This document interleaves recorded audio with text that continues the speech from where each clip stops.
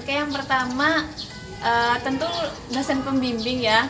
Terima kasih sekali kepada Pak Guru Wahyu Budiantoro ya, sebagai Kepala Sekolah Penulisan Sastra Peradaban juga, yang sudah membimbing kami berdua sampai akhirnya sebelum kami submit abstrak, kemudian alhamdulillah lolos abstrak dari 256 peserta yang submit. Kemudian lolos 20 yang lolos ke finalis. Jadi full paper kita alhamdulillah lolos juga ya. Dari 20 finalis yang ada, sebenarnya kita satu-satunya PTKIN. Jadi UIN yang masuk ke dalam finalis itu cuma kita, dari UIN Saifuddin Zuhri Purwokerto gitu. Kemudian banyak sekali yang lain, 19 kampus yang lain itu kebanyakan dari perguruan tinggi negeri dan perguruan tinggi swasta kayak gitu. Jadi memang satu kebanggaan sendiri bagi kami berdua ya, Mas Wahyu, Pak Guru Wahyu sebagai pembimbing. Kemudian nggak lupa juga kita berterima kasih kepada tempat penelitian kita di mana, di Banjarnegara, Desa Pesangkalan, Kecamatan Pagendongan. Dan juga ya warga Pesangkalan mungkin ya. Gitu ya. Jadi kita juga nggak lepas juga bantuan dari Mas Riza dan Mbak Tami selaku founder dari Rumah Mokaf Banjarnegara yang sudah memperkenankan kita untuk penelitian juga di salah satu project pilotnya kayak gitu. Kemudian yang lain juga ada teman-teman ya dari Fakultas Tarbiyah dan Ilmu Keguruan juga, terima kasih sudah memberikan kesempatan kami untuk berangkat dengan berbagai macam biayanya begitu ya. Terima kasih. Kemudian ada teman-teman yang support kita juga ya dari awal penelitian ya, dan pihak-pihak yang membantu kita di Lombok juga.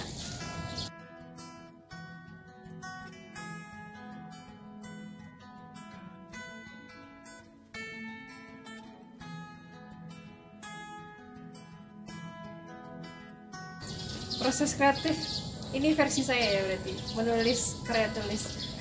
Sebetulnya untuk jenis karya tulis sendiri belum banyak yang saya tulis, bahkan ini baru beberapa, belum yang banyak gitu. Tapi karena di sini proses belajarnya juga ada, istilahnya ada pembimbing, jadi proses kreatifnya ya perhatikan apa yang orang lain istilahnya sudah berpengalaman, ya kita banyak kaji dari beliau-beliau gitu. Dan mungkin sebelum nulis tentunya banyak baca dan perhatikan apa yang menjadi tema utama dari lomba tersebut, sehingga apa yang kita bawakan itu nggak keluar dari tema utama lomba tersebut. Kemudian karena nulis ini diberi waktu, jadi harus ada target, semisal hari ini sampai dan seterusnya kayak gitu.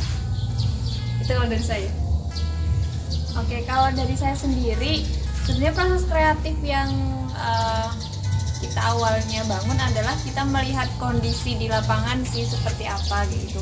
Kenapa kemudian muncul penelitian kami dengan judul Beras Analog Mokaf ini, karena memang awalnya di Desa Pesangkalan tadi harga singkong yang tadinya Rp200, bayangkan Rp200, kemudian disulap menjadi harga Rp1.200 gitu. Jadi kenaikan harga yang cukup signifikan, yang itu menjadikan kita mungkin ini patut untuk diangkat sebagai topik yang bisa kita bawa ke ranah nasional kayak gitu, karena ini tingkat nasional dan kebetulan saya asli Banjarnegara juga.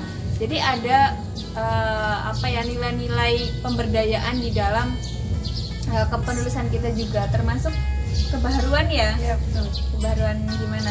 Kebaruannya itu tentang pemberdayaan masyarakat, karena kan sebetulnya beras mokaf sendiri untuk tepung mokafnya itu sudah tersebar luas. Jadi kira-kira mana nih yang memang benar-benar pembaharuannya, itu letak pembaharuannya. Jadi kita ambil di sisi pemberdayaan masyarakatnya yang memang belum pernah diteliti dari kampus lain. Itu jadi memang proses kreatifnya itu karena melihat fenomena dulu, terus kita coba menggali observasi ke sana, kira-kira apa yang bisa diangkat kayak gitu. Terus kita coba konsultasikan ke dosen pembimbing juga, dan alhamdulillah bisa terbitlah karya tulis tersebut.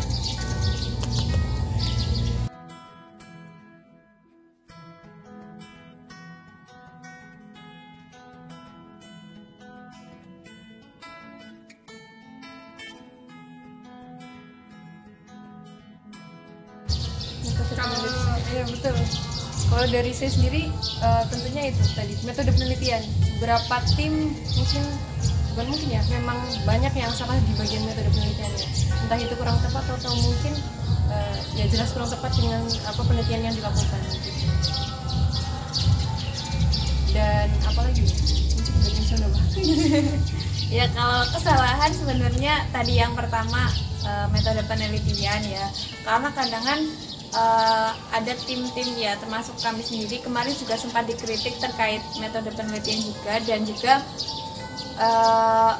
judul itu terkadang apa yang ada di judul kadang tidak sesuai dengan dirumusan masalah, tidak sesuai dengan abstrak yang ada, dan juga tidak sesuai dengan kesimpulan gitu. Jadi kita harus benar-benar mensinkronkan itu semua biar penelitian kita itu relevan kayak gitu, dari awal abstraknya, kemudian rumusan masalah, latar belakang, maksud saya latar belakang, rumusan masalah, kemudian di terakhir itu di metode penelitian dan juga penutup kayak gitu.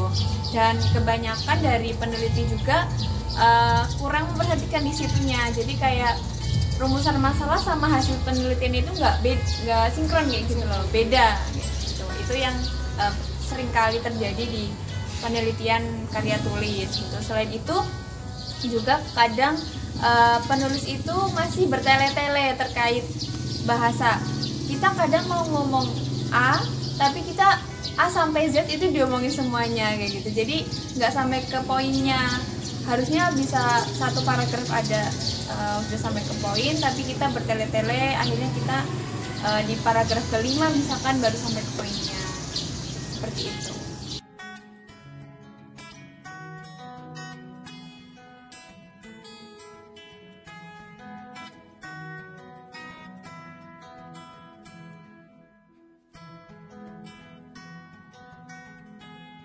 Saya sendiri untuk targetnya pasti insya Allah tetap melanjutkan lah. Bagaimanapun menulis itu kan kegiatan literasi yang harus kita pertahankan ya. Jadi kita jangan sampai putus pada hasil yang sudah dicapai lah, ibaratnya seperti itu. Karena budaya literasi itu harus tetap dikembangkan dalam situasi apapun. Nah, target selanjutnya sebenarnya saya kepengen tetap bisa berliterasi yang mungkin tetap berkelanjutan dengan kultur akademik lah, bahasanya ya tetap akan melanjutkan budaya akademik ini kayak gitu kedepannya.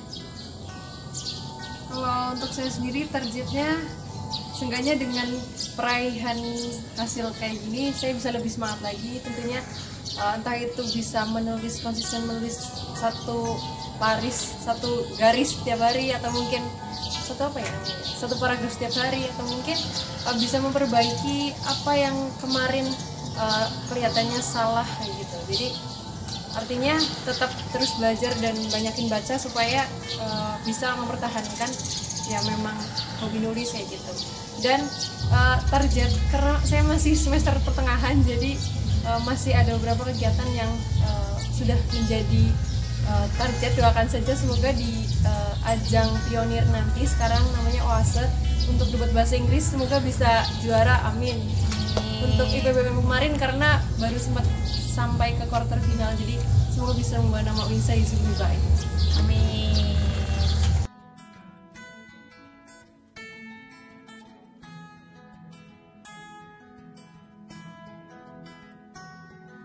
Pesan untuk penonton, sebenarnya ada beberapa pesan, tapi ini yang selalu saya terngiang.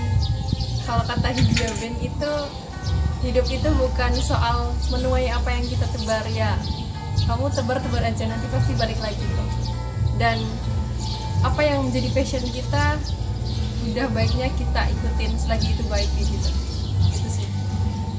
Untuk penonton ya, dimanapun kalian berada, tetap semangat sih. Kalau misalnya memang menulis adalah jalan hidup kalian, ibaratnya apa ya bahasanya, menulis adalah jalan ninjaku kayak gitu ya, ya tetap dilanjutkan menulis, membaca, dan tetap ada di circle itu kayak gitu, biar teman-teman juga tetap tercharger semangatnya dan tetap bisa mendapatkan asupan-asupan yang bisa mengembangkan potensi teman-teman semuanya. Dan khususnya untuk mahasiswa Winsaizu ya, karena kampus kita yang tadinya IAIN Purwokerto sudah beralih ke Universitas Islam Negeri Saifuddin Zuhri.